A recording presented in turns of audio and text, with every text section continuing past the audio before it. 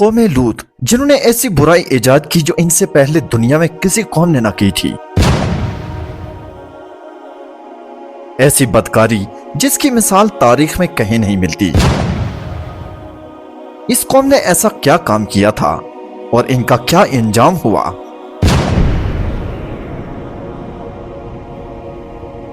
حضرت لوط علیہ السلام اللہ کے ایک برگزیدہ نبی تھے۔ آپ کے والد کا نام حاران تھا جو تابش کے بیٹے تھے۔ آپ کی پیدائش عراق کے قدیم شہر عر میں ہوئی تھی۔ اس شہر میں ابراہیم علیہ السلام کا مسکن تھا۔ دراصل لوط علیہ السلام کے والد حاران حضرت ابراہیم علیہ السلام کے سگے بھائی تھے، یعنی حضرت لوط علیہ السلام کے والد حضرت ابراہیم علیہ السلام کے بھتیجے تھے۔ چونکہ حضرت لوط علیہ السلام کے والد ان کے بچپن میں ہی انتقال کر چکے تھے، لہٰذا حضرت لوط علیہ السلام کو حضرت ابراہیم علیہ السلام نے بیٹا بنا کر پالا تھا۔ آپ حضرت ابراہیم علیہ السلام پر سب سے پہلے ایمان لانے والوں میں شامل ہیں۔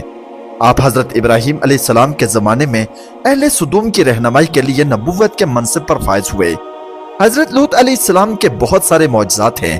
آپ جس وقت بارش کے لیے دعا کرتے تھے تو آسمان بادلوں سے بھر جاتا تھا اور خوب بارش ہوتی تھی۔ حضرت لوط علیہ السلام جس پتھر پر سر رکھ کر سوتے تھے، اس پتھر پر آپ کے سر مبارک کا نشان بن جاتا تھا۔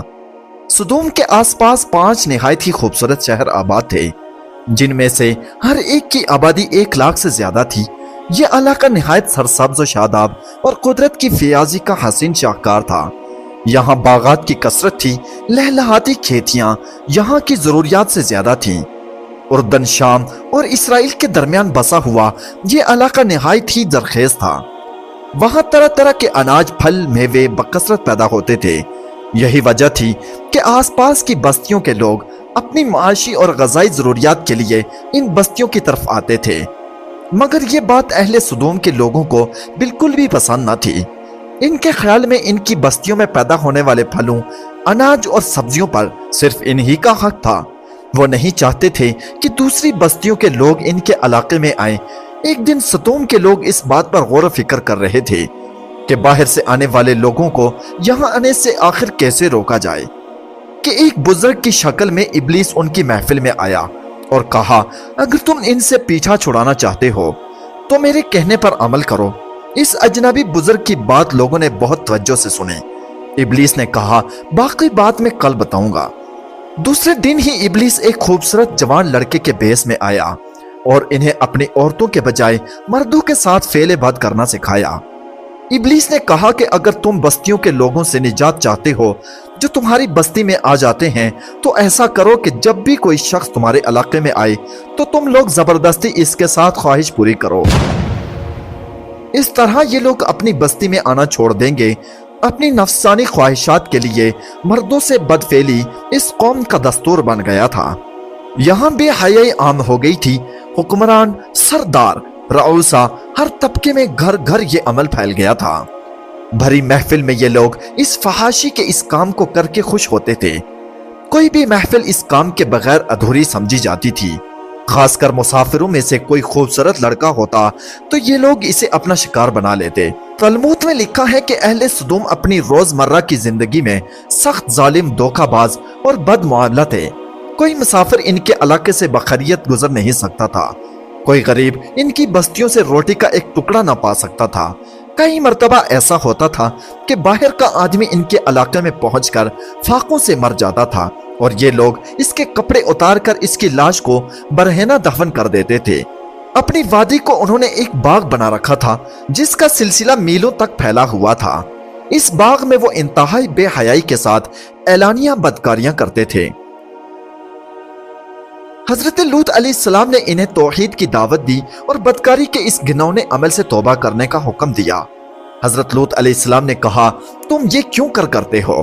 کیا تم عورتوں کو چھوڑ کر لذت حاصل کرنے کے لیے مرد کی طرف مائل ہوتے ہو؟ حقیقت یہ ہے کہ تم احمق لوگ ہو۔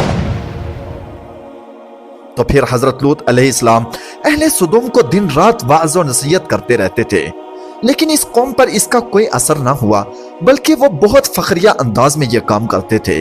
انہیں حضرت لوط علیہ السلام کا سمجھانا بھی برا لگتا تھا، لہٰذا انہوں نے صاف صاف کہہ دیا کہ اگر تم اسی طرح ہمیں بھلا کہتے رہے اور ہمارے کاموں میں مداخلت کرتے رہے تو ہم تمہیں اپنے شہر سے نکال دیں گے۔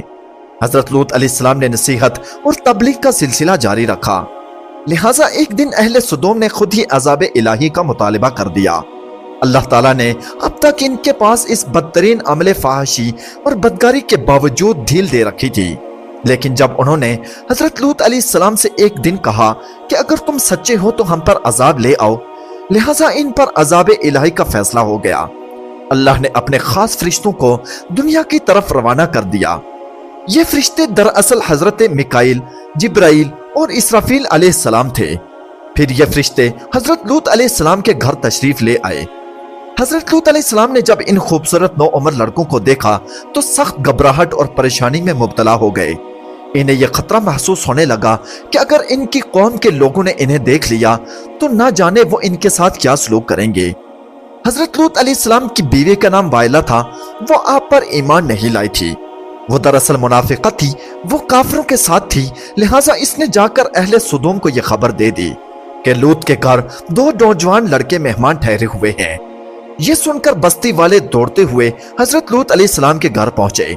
حضرت لوط علیہ السلام نے کہا کہ یہ جو میری قوم کی لڑکیاں ہیں یہ تمہارے لیے جائز اور پاک ہیں، اللہ سے ڈرو، مجھے میرے مہمانوں کے سامنے رسوا نہ کرو۔ کیا تم میں سے کوئی بھی شائستہ آدمی نہیں؟ حضرت لوط علیہ السلام کی بات سن کر وہ لوگ بولے، تم بخوبی واقف ہو کہ ہمیں تمہاری بیٹیوں سے کوئی حاجت نہیں، اور جو ہماری اصل چاہت ہے اس سے تم بخوبی واقف ہو۔ قوم لوط کے اس جواب سے اندازہ لگایا جا سکتا ہے کہ وہ فعل بد میں کس حد تک مبتلا ہو چکے تھے۔ جب حضرت لوط علیہ السلام کی قوم ان کے گھر کی طرف دوڑتی ہوئی آئی تو حضرت لوط علیہ السلام نے گھر کے دروازے بند کر دیے اور ان نوجوانوں کو ایک کمرے میں چھپا دیا۔ ان بدکار لوگوں نے آپ کے گھر کا گھیراؤ کیا ہوا تھا اور ان میں سے کچھ گھر کی دیوار پر بھی چڑھنے کی کوشش کر رہے تھے۔ حضرت لوط علیہ السلام اپنے مہمانوں کی عزت کے خیال سے بہت زیادہ گھبرائے ہوئے تھے۔ فرشتے یہ سب منظر دیکھ رہے تھے۔ جب انہوں نے حضرت لوط علیہ السلام کی بے بسی اور پریشانی کا یہ عالم دیکھا تو حقیقت سے پردہ اٹھاتے ہوئے یوں گویائے ہوئے، اے لوط علیہ السلام، ہم تمہارے رب کے بھیجے ہوئے فرشتے ہیں، یہ لوگ ہرگز تم تک نہیں پہنچ سکیں گے۔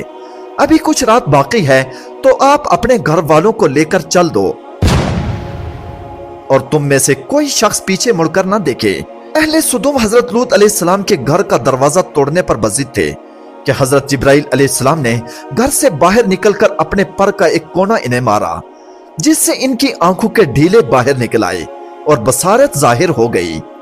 یہ خاص عذاب ان لوگوں کو پہنچا جو حضرت لوط علیہ السلام کے پاس بد نیتی سے آئے تھے۔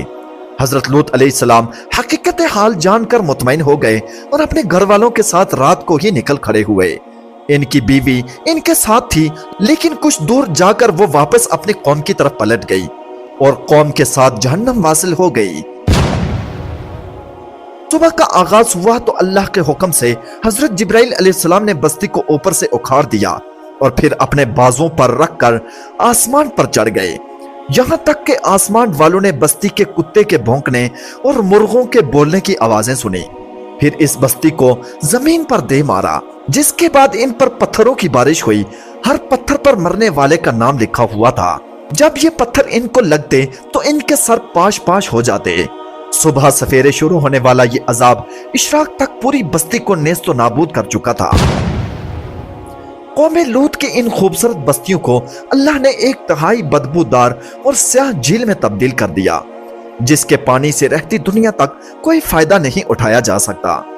سمندر کے اس حصے میں کوئی جاندار مچھلی، مینڈک وغیرہ زندہ نہیں رہ سکتے، اس لیے اسے ڈیڈ سی یعنی بحر مردار کہا جاتا ہے، جو اسرائیل اور اردن کے درمیان واقع ہے۔ ماہرین آثار نے 10 سالوں کی تحقیق اور جستجو کے بعد اس تباہ شدہ شہر کو دریافت کیا تھا۔ تحقیقات سے پتہ چلا تھا کہ اس شہر میں زندگی بالکل ختم ہو چکی ہے۔